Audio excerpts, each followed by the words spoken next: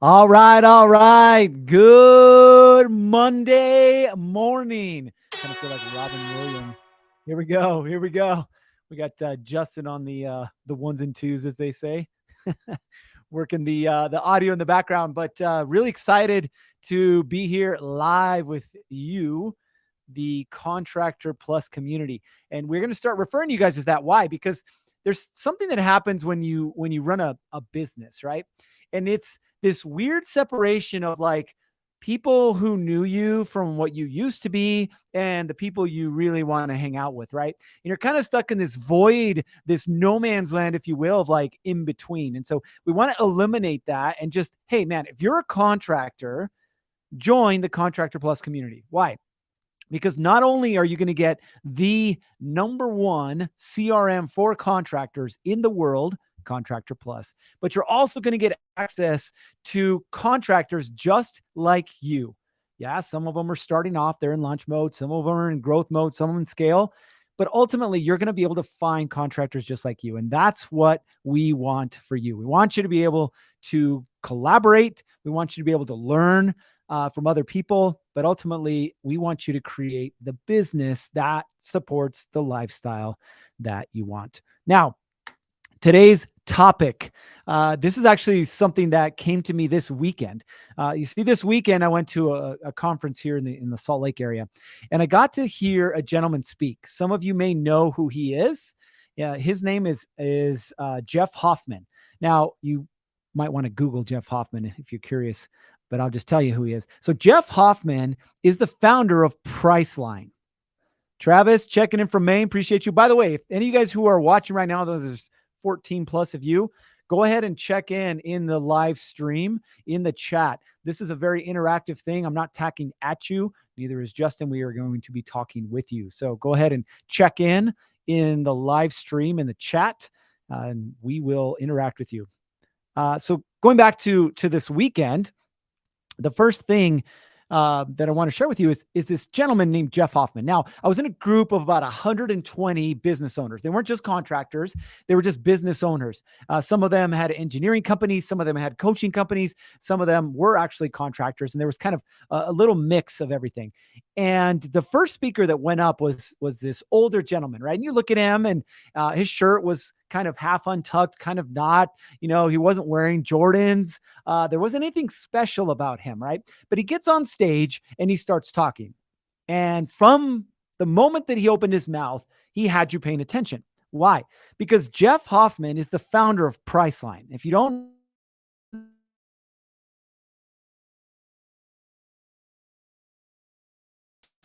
Priceline is like Expedia.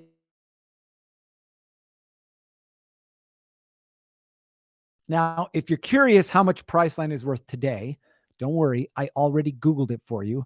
$79.2 billion with a B, right? Now, do you think you probably want to pay attention to what this man has to say? Abso-freaking-lutely. And I was all ears. And so Jeff starts talking about his life story, right? He grew up in a Arizona desert town, single mother, and they were poor. Now, the cool thing about it, though, was his mother never let them believe that they were poor, right? Because they always had enough on the table.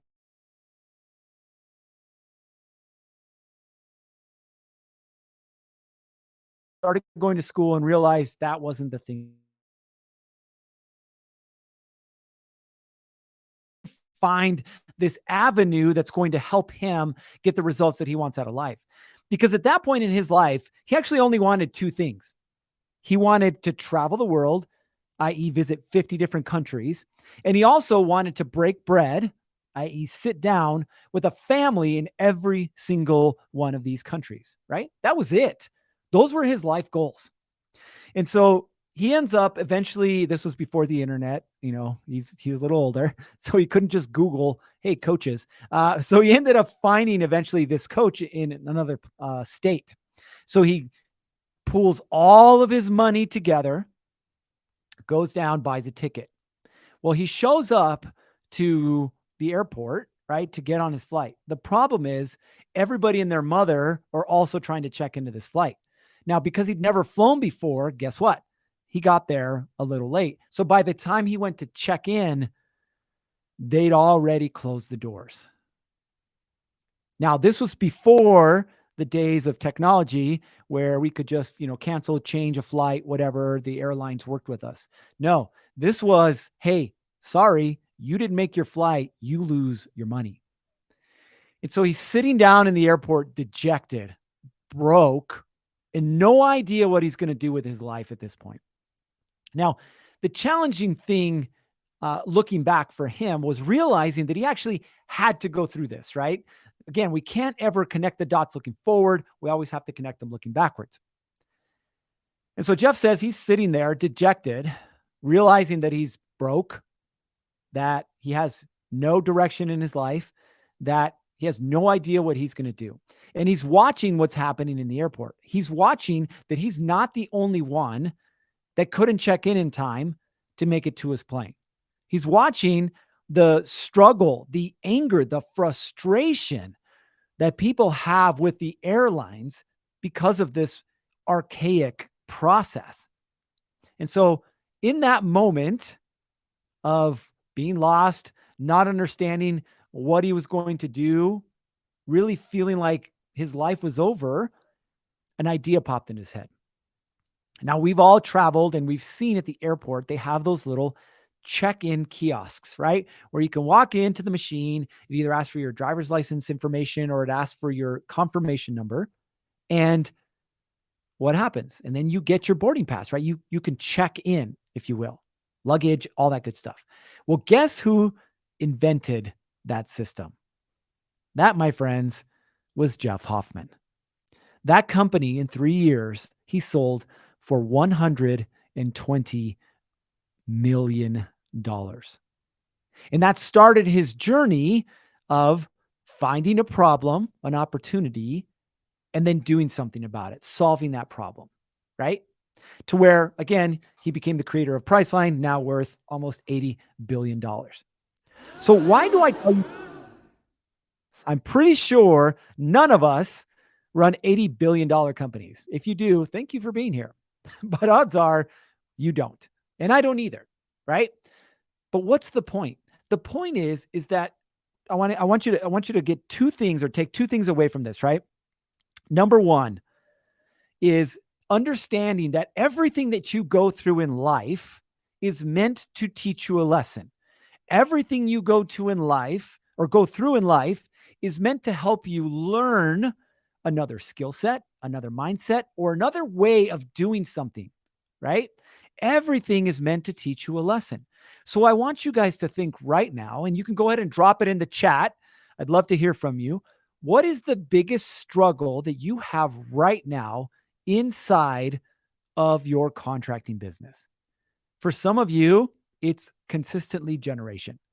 For some of you, it's organization. Some of you, it's your people. Some of you, it's your book. Some of you, it's time management, or any of a number of things. But what's the number one thing that you're struggling with in your business right now?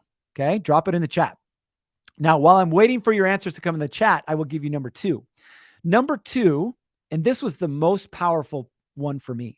He said, I was unable to help anyone in life until I learned how to help myself first. Now, what do we mean by that? He was an engineer by trade, but he didn't understand the technicalities of the check-in or the checkout process when it came to an airport. He didn't understand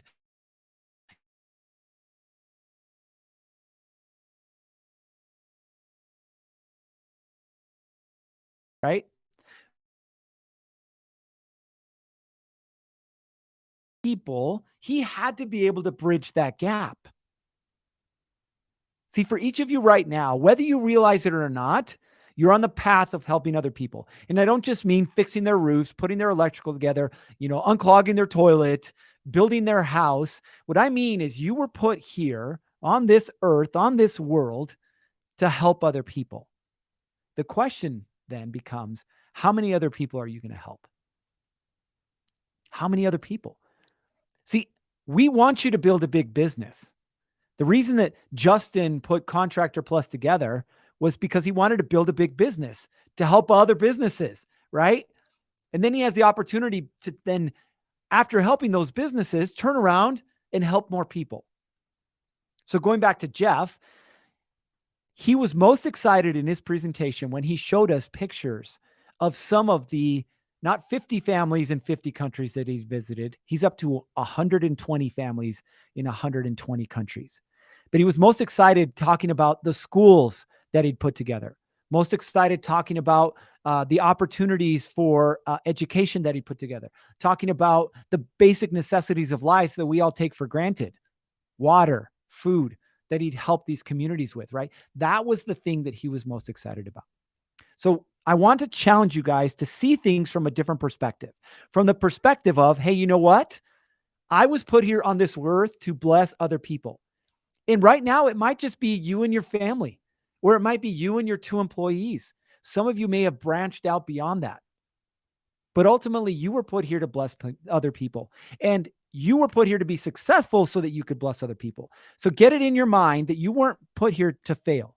You weren't put here to only make enough to survive. You were put here to succeed at a massive level.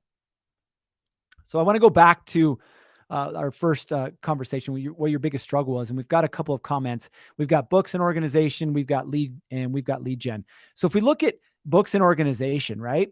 Going back to this concept or this idea of problems. What is a problem? A problem in and of itself is something that we either don't know or we don't understand. That's all a problem is. And so how do we overcome that?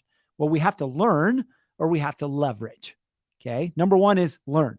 So you could, and I laugh at this because this will never be me. You could learn QuickBooks at a very intimate level. You could learn how to manage your books. You could learn accounting. You could learn filing your own taxes. You could learn all that stuff. Sure. Or you could leverage, right? Leverage someone who already has that skill set, who can take that off your plate and allow you to focus on the thing that you need to focus on. So right now, again, if books and organization is your problem, ask yourself, who could I leverage? Let's just say books, for example. Who could I leverage that could help me solve this problem? My accountant is great. All she asks for is, what do I need?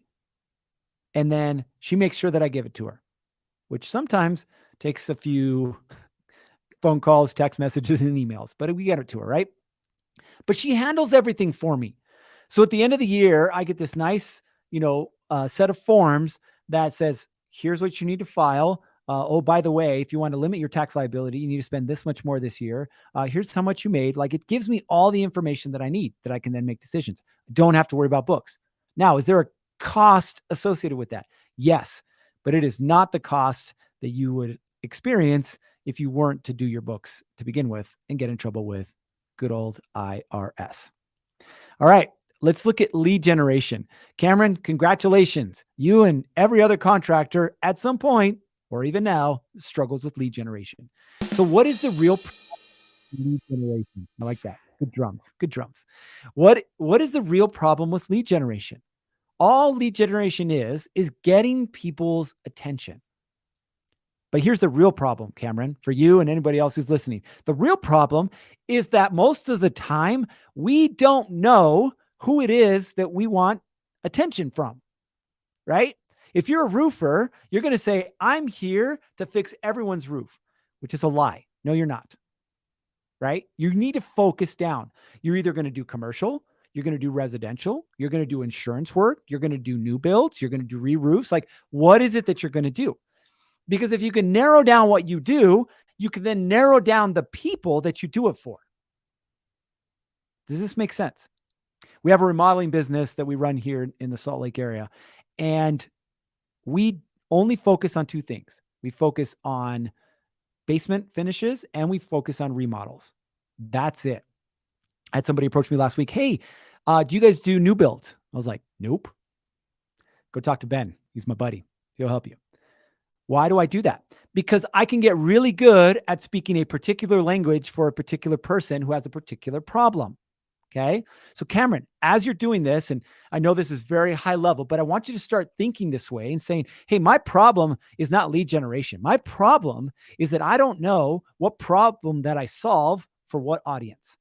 So Cameron, in the chat, I'd love to hear, who is it that you work with, right? I can't tell from my angle. Are you a roofer, electrician, so on and so forth? So what is it that you do as a contractor? Love to hear that, and we can come back to it. All right, next up we have Michael, hiring the right people. Oh, Lordy, Lordy, if we could see a raise of hands, everybody struggles with finding the right people, especially nowadays. Because doesn't it seem that generation X, Y, and or Z doesn't want to work? Well, there's a lot of them that don't, right? Now, I want you to consider this. It's funny that you bring that up. I want you to consider this. There are no bad people. There are no bad people, right? There's only the inability for you to find the right people. You see, even if there were people banging down the door saying they wanted to work for you, the truth is 95% of them would not be the right person. So the challenge when we're looking for the right people is understanding who it is that we're looking for. Are you looking for a project manager? Are you looking for another laborer? Are you looking for a salesperson? Are you looking for a bookkeeper? What is it that you're looking for? Because if we don't know who we're looking for, we will never find them. Now, I'll give you a perfect example. Work with a plumbing company in the Boise, Idaho area, right? So we look at them we started working with them. And one of the first things that we talked about was this idea of building a team, right? We'd gotten past the lead generation. There were plenty of jobs coming in, but it was putting the right team together. And I said, okay, what is your biggest need right now? And he's like, I need a project manager. Okay, cool. Who are you looking for? And he's like, what do you mean? I'm looking for a project manager. I'm like, but are you though? Because how many different variations of a project manager are there? What specific skill sets do you need them to possess to be able to be a project manager for you? Is there some software that they need to learn? Is there some processes, some bidding platforms? What is it that they need to know in order for them to be the right person for you? So the first thing that you figure out is what are the job requirements, right? What are the necessities? Depending on the job, there might be an education level. Like, let's just be real.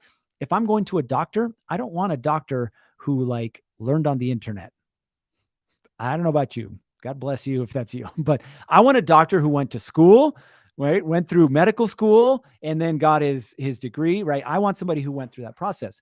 But when I turn around and I look at a laborer, for example, I don't expect them to have a college degree, right? So what is the expectations or the job requirements that you have, okay? The second thing is you need to start to look at who's the right person for that seat. Now, how do we determine the right person? By the way, I love this conversation. We're literally hitting everything today. This is awesome. But who's the right person, right? The right person is the person that fits, number one, your culture. You don't have a culture, different conversation, right? But who are you as a business? They have to jive with you. Now, as part of our hiring process, we go through our core values and we ask questions around them, right? Number one of our core values is have fun, right? Number two is do the work. Number three is do what you said you're going to do. Number four is go the extra mile, right? Those are our core values. And so when we talk to people, we ask questions around those things, right? Hey, what do you like to do for fun? Oh, I don't like to do for fun. Anything for fun. I just like to work. Sorry, bro. You're not the right guy. Hey, you know what? I love to water ski. I love to snowboard. I love to hunt, hike, fish, whatever it is, right? And so we find people who are aligned. Why? Because at the end of the day, I can teach you my specific methodology, my processes, if you will, to get the job done. But if you're not somebody who jives with the business, you're actually going to cause more problems than you're going to solve. So I don't want you. Okay.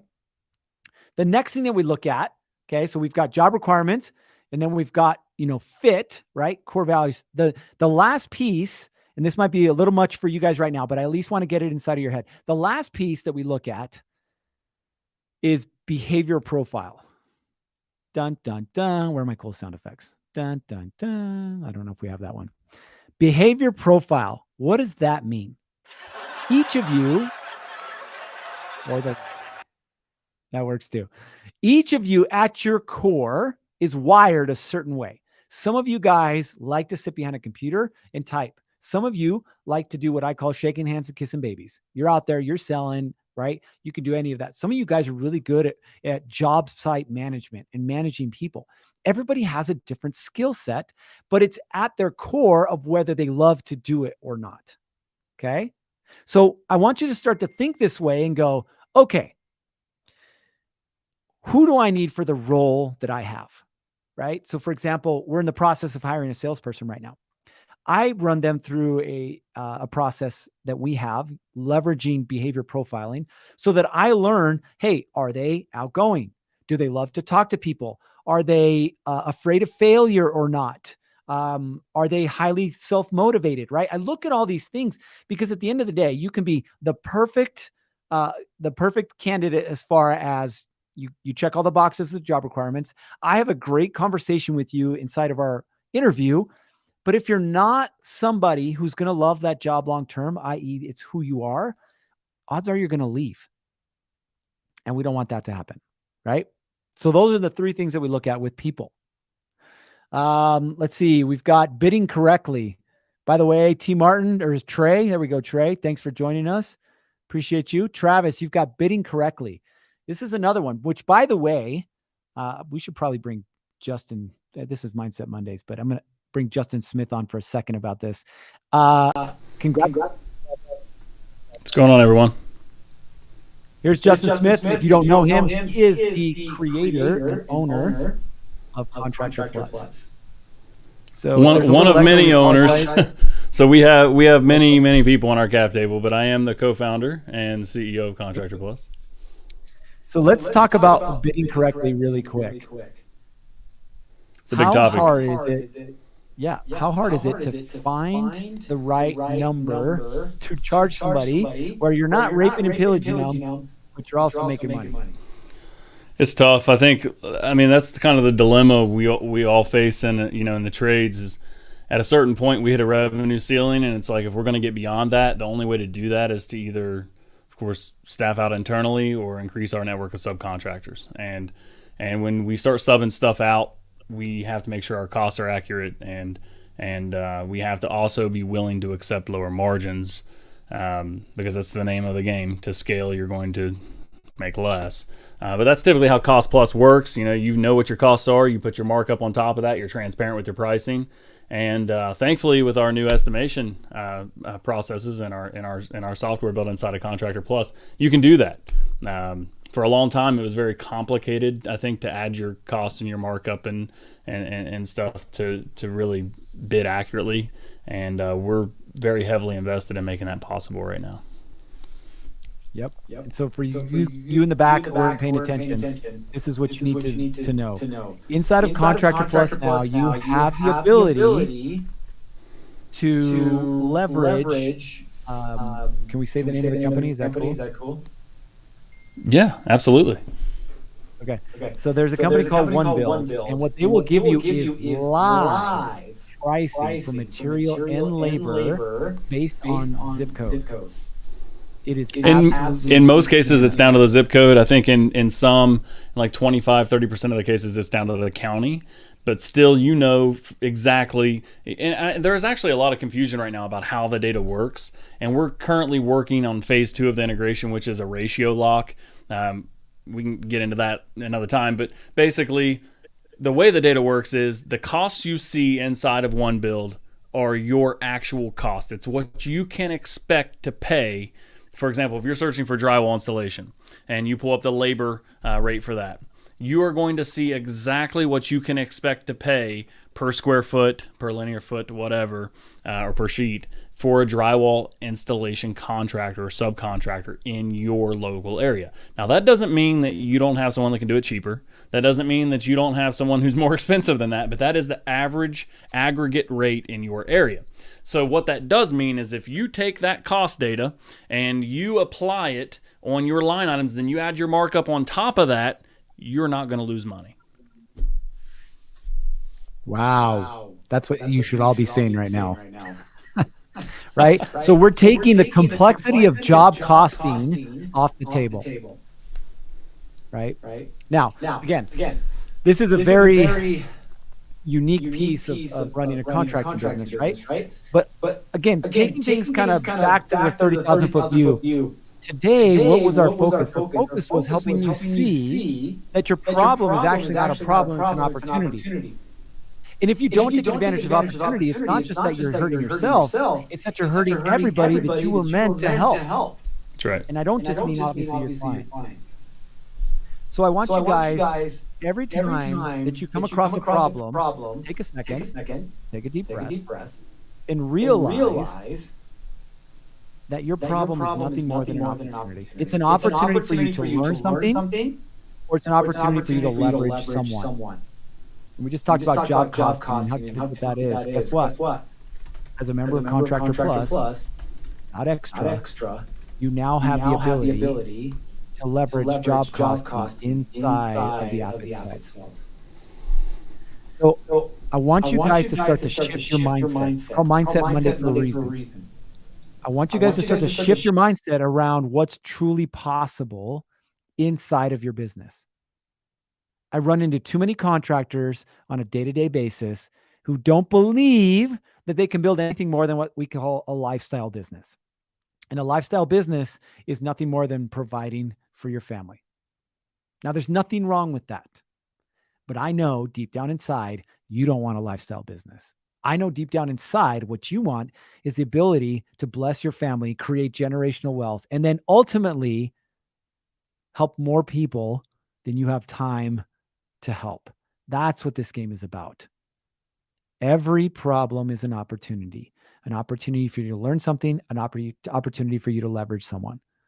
So today and this week especially, focus on that. When the problems arise, what's the opportunity? What's the opportunity inside of here, right? All right, we got the thought of the week up there. What is possible for my business? So leave this with you guys. We're going to wrap up here. What is possible for you in your business? So the challenges this week is to examine your business. Is it running the way you want it to? Is it at the level you want it to? Which I'm pretty sure the answer to both of those is no. Cool. What do I have to do? What do I have to do to get it to the level that I need, or I should say I want it to be at? Who can I leverage that will help me get there? And don't forget that wild card you have in your back pocket, Contractor Plus. All right. That's all I got for you guys. Justin, appreciate you. Everyone else who showed up. Appreciate everyone. Thanks for coming out today. Ray, Cameron, Michael, Travis, all you guys. Appreciate you guys. If you didn't pipe up this week, that's okay. But we'd love to have you next week. And before we end today, just want to throw this out there. Mindset Mondays is something we're trying to do, get in the routine of doing every single Monday. We're going to keep it short and sweet. We'd love to have you all participate in the conversation. If you can, show up on Mondays. We will send reminders. But also, in addition to this, we are starting the Owner's Perspective podcast, where we want to sit down with you, our most loyal and active users of Contractor Plus, and we want to talk about your business, how you got started, what makes you tick, the struggles you've dealt with along the way, your motivation, what you're in this for, why you're doing it. What is your why? And just have a conversation about business and about life, and put that out there on social media and just share your story with the world. If that's something you're interested in, reach out to our customer success team and let them know, and we will send you a link and we'll get the conversation started. Thanks a lot for joining us today. You want to take it out, Gerritt? That's all we got.